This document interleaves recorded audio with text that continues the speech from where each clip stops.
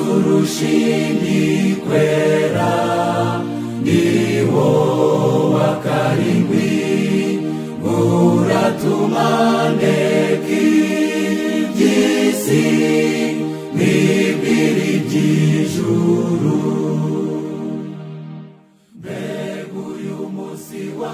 Nshuti mukundwa, duhuriye kuri uyu murongo w'umucyo w'isabato, ndakuramukije mu izina rya Yesu. Ubuntu n'amahoro bituruka ku Mwami Imana bibane nawe.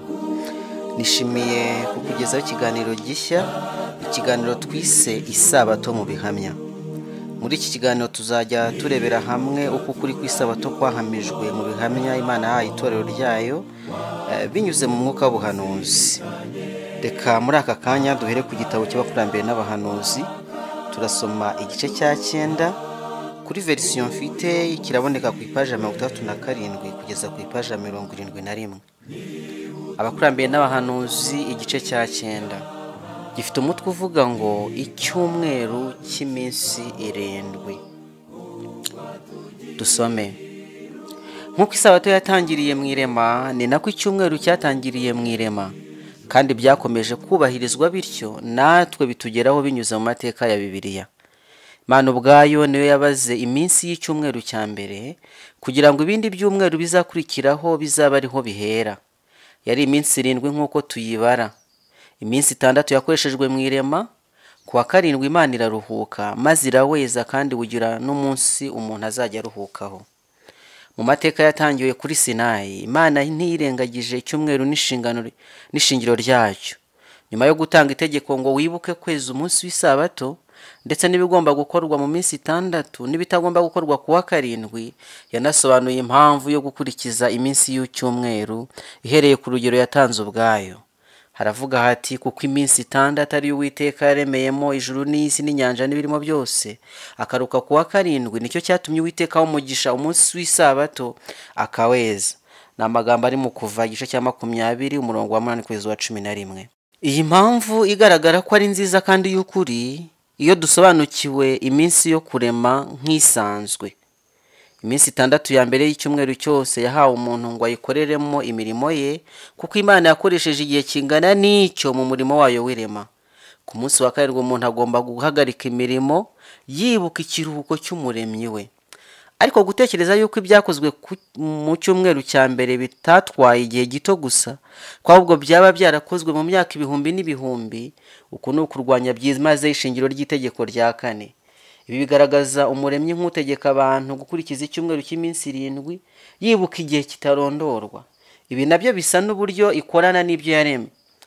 Ibyo kandi bituma ibyo yaremye bidasobanuka kandi bigatera umwijima mu ntekerezo. Ni ukutizera gukabije kandi guteye agahinda kuruta ibindi bibi byose, kuko bihisha ibintu bidafututse na gato, ku buryo n'abantu benshi bavuga ko bizera Bibiliya usanga babyemera kandi bakabyigisha. Munyezaburi ya 33 umurongo wa 6 n'uwa 9. Ijambo ry'Uwiteka niryo ryaremye ijuru, umwuka wo mu kanwa ke niwo waremye ingabo zo muri ryo zose. Kuko yavuze bikaba, yategeka bigakomera. Bibiliya ntiremera yuko isi yatwaye imyaka n'imyaka kugira ngo ive mu kintu cy'ubusabusa ihinduke nziza. Byanditswe byera bivuga ko mu irema bwiraga bugacya nk'uko byakomeje kuba mu yindi minsi yakurikiyeho. Ku iherezo rya buri munsi habaga hari icyo umuremyi yakoze. Mu isoza ry'icyumweru cya mbere kirema hari amagambo yavuzwe ngo dore amavu n'amavuko y'irema ry'ijuru n'isi. Ni amagambo dusanga mu Itangiriro cya 2 umurongo wa 4. Ibi ntibishatse kwerekana ko icyumweru kirema gitandukanye n'iminsi 7 isanzwe. Buri munsi wiswe urubyaro kuko ariho Imana yagiye ishyiraho ikintu gishya mu murimo wayo. Abashakashatsi ku byerekeye amabuye n'ubutaka bavuga ko bafite igihamya babonye mu butaka cyemeza ko isi ifite imyaka myinshi cyane kurusha iby'amateka yanditswe mu bitabo bya Mose yigisha. Havumbuwe amagufwa y'abantu n'ay'inyamaswa, bisigazwa n'ibikoresho, ibiti bibaje neza n'ibindi byose biruta ibyo muri iki gihe cyangwa se ibyigeze kuvumburwa. Maze kubw'ibyo abantu bumva yuko isi yari ituwe kera cyane mbere y'igihe kivugwa mu mateka y'irema, kandi abariho basumba kure abariho muri iki gihe. Uko gutekereza kwatumye abantu benshi bizera Bibiliya by'urwiyerurutso. maze bemeza yuko iminsi y'irema yari myinshi cyane, ko byari ibihe bidafite iherezo. Ariko uretse amateka ya Bibiliya, ubwo bushakashatsi ntacyo bwagezeho. Abatekereza bahereye ku byo bavumbuye ntibashobora kugaragaza by'ukuri uko abantu, inyamaswa n'ibiti byanganaga mbere y'umwuzure, cyangwa se impinduka zikomeye zabayeho. Ibivumburwa mu butaka byerekana yuko imibereho y'igihe byari bikiri bizima itandukanye cyane n'iy'ubu. Nyamara igihe iyo mibereho yatangiraga gishobora kuboneka gusa mu byanditswe byahumetswe n'Imana. Mu mateka y'umwuzure, umwuka w'Imana yahumekeraga mu bantu bayo wasobanuye iby'ubushakashatsi mu bitabye mu butaka butajyaga kugeraho. Mu minsi ya Nowa, abantu, inyamaswa n'ibiti binini cyane kuruta uko bimeze ubu byahambwe ikuzimu kandi birahaguma, kugira ngo bizabere abantu bazabaho nyuma igihamya cy'uko abantu bariho mbere y'umwuzure barimbuwe nawo. Imana yateganyije ko ibyo n'ibivumburwa bizatuma abantu bizera amateka yahumetswe n'Imana. Ariko abantu, kubera ibitekerezo byabo bihumye, bagwa mu mutego nk'uko abariho mbere y'umwuzure babigenje. Ibintu Imana yabahaye kugira ngo bibagirire akamaro babihinduramo umuvumo, kuko babikoresheje mu buryo budakwiriye. Ni kimwe mu byo Satani akoresha ayobora abantu kwemera ibinyoma by'abatizera, kuko bashobora gutuma amategeko y'Imana atumvikana nk'uko ari, kandi bigatera abantu kwigomeka ku butegetsi bw'Imana. Satani ashyira imbaraga mu kwibasira itegeko rya kane, kuko ari ryo ryerekana Imana nyakuri, umuremyi w'ijuru n'isi.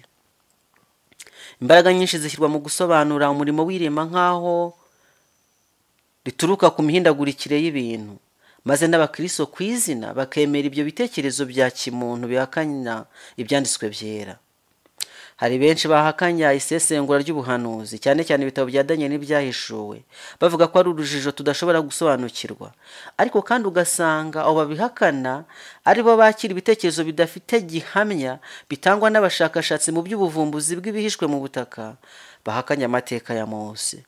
Ariko niba ibyo Imana yahishuriye abantu bikomeye kubyumva, mbega uburyo kwemera imitekerereze idashyitse ku by'Imana yahishuye ari ukwihenda. Hariho ibintu bimwe uhoraho Imana yacu yahisha abantu, nyamara twe n'urubyaro rwacu yaduhishuriye amateka ye, kugira ngo tujye tuyakurikiza yose uko ibihe bihaye ibindi. Ni amagambo aboneka mu Gutegeka kwa 2:29-29. Uko Imana yujuje umurimo wayo w'irema, ntiyigeze ibihishurira abantu.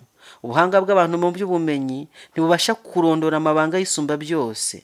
Imbaraga zayo mu guhanga ntawazisobanukirwa nk'uko imibereho yayo itarondoreka. Imana yemeye ko umucyo mwinshi usesekara ku isi, haba mu bumenyi n'umuhanga, nyamara iyo abahanga mu bya siyansi basobanuye bakurikije kamere muntu, byanze bikunze imyanzuro bageraho iba atari myiza. Byaba byiza kujya impaka ku by'Imana yahishuye, niba ibyo twifashishije bitanyuranya n'ibyo dusanga mu byanditswe byera.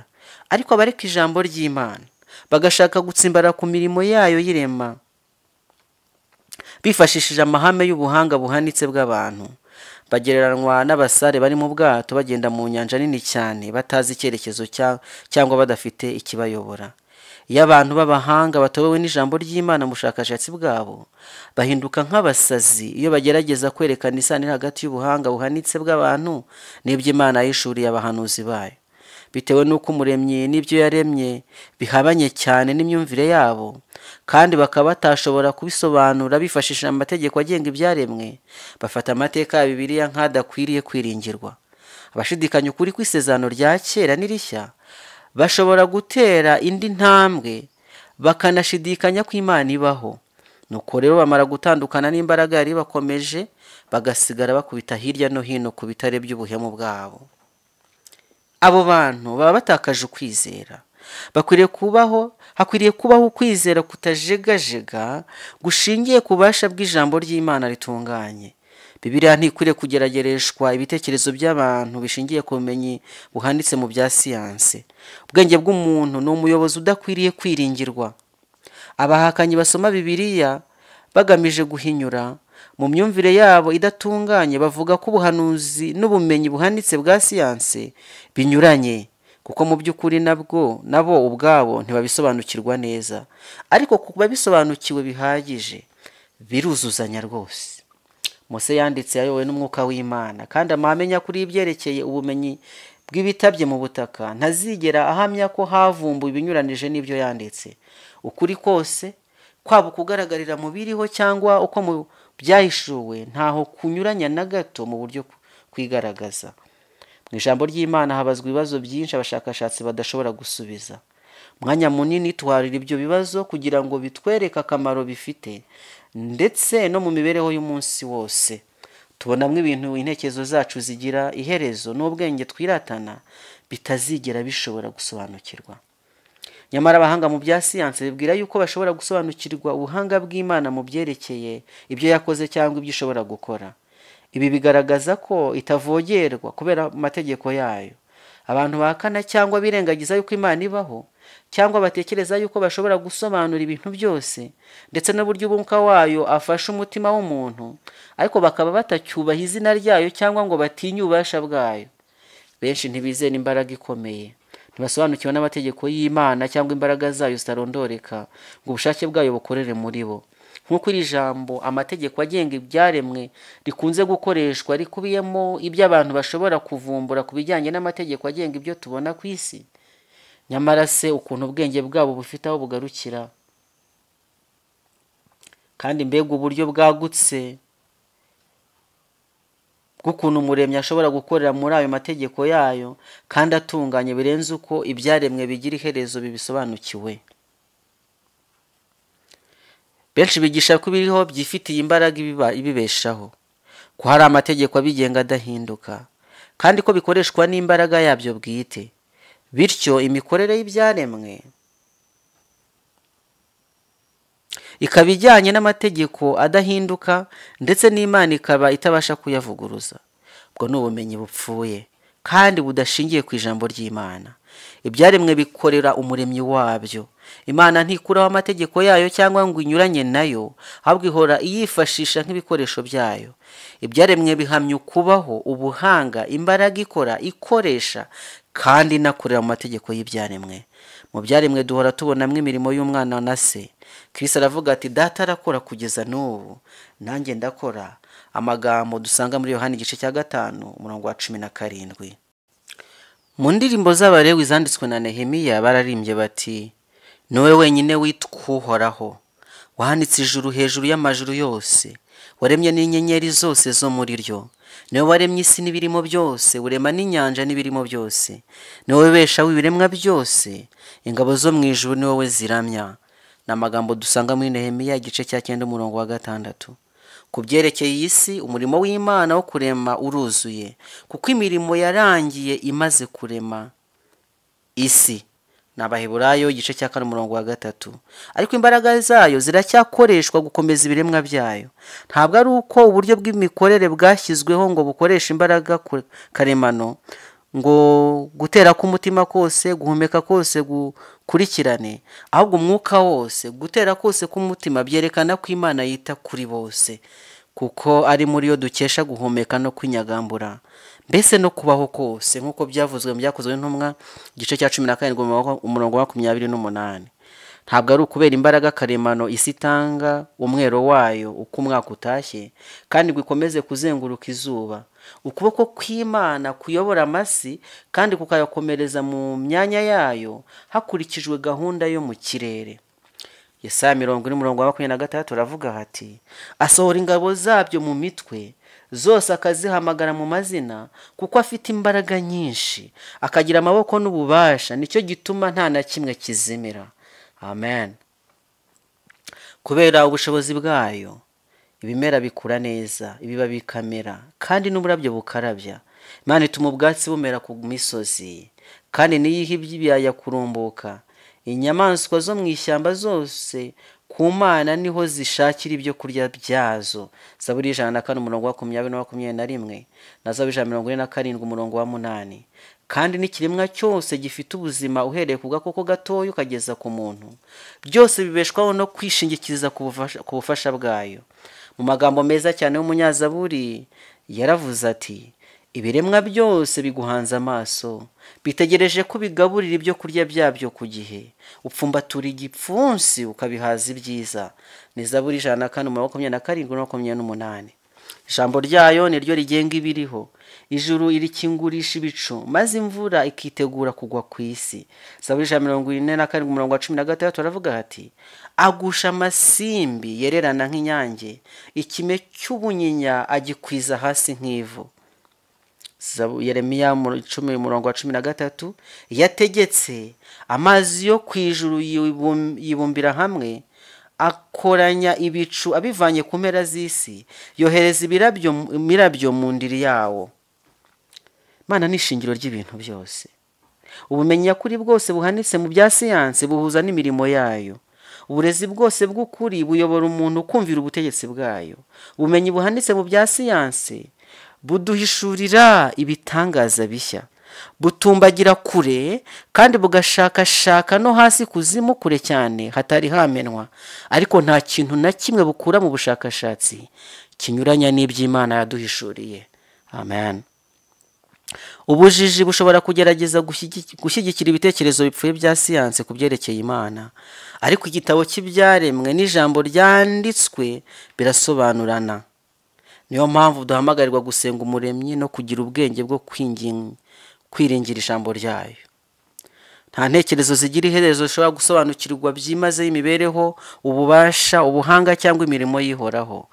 Byanditswe byera biravuga biti, mbese wabasha gucengera amayobera y'Imana? Ese wabasha gucengera ububasha bwayo? Wabigenza ute ko buri hejuru y'amajuru? Wabusobanukirwa ute ko buri kuzimu? Uburebure bw'ububasha bwayo busumba isi, ubugari bwabwo busumba inyanja. Ni amagambo ari muri Yobu igice cya 11:7 kugeza 9. Ibihangange mu bwenge byo mu isi ntibashobora gusobanukirwa Imana. Abantu bashobora guhora bashakashaka, bagahora biga, ariko kandi ntibabone iherezo. Nanone imirimo y'irema ihamya imbaraga n'ubushobozi by'Imana. Ijuru rivuga icyubahiro cy'Imana, isanzure ry'ijuru rigaragaza ibyo yakoze. Ni Zaburi ya 19:1. Abafata ijambo ry'Imana nk'umujyanama wabo bazasanga ubumenyi buhanitse mu bya siyansi bubasha kumenya Imana, kuko bitaboneka byayo nibyo bubasha bwayo buhoraho n'ubumana bwayo bigaragara neza uhereye ku kuremwa ku isi, bigaragazwa n'ibyo yaremye kugira ngo batagira ibyo kwireguza. Ni amagambo Paulo yandikiye Abaroma, mu rwandiko yandikiye Abaroma igice cya 1 umurongo wa 20. Ndakwifuriza kwishingiza ku ijambo ry'Imana. Ubumenyi bwose bwagutse burambuwe maze bukaza buguruza iby'Imana yavuze, iby'ijambo ry'Imana ryavuze, dukwiriye kubita kure bwose. Habwo bwa bumenyi bukwiye kujya mu byanditswe byera kugira ngo ibyanditswe byera bisobanure iby'ubwo bumenyi bwunguzwe. Imana dushurira ijambo ryayo, niko gusenga kwanjye mu izina rya Yesu. Amen.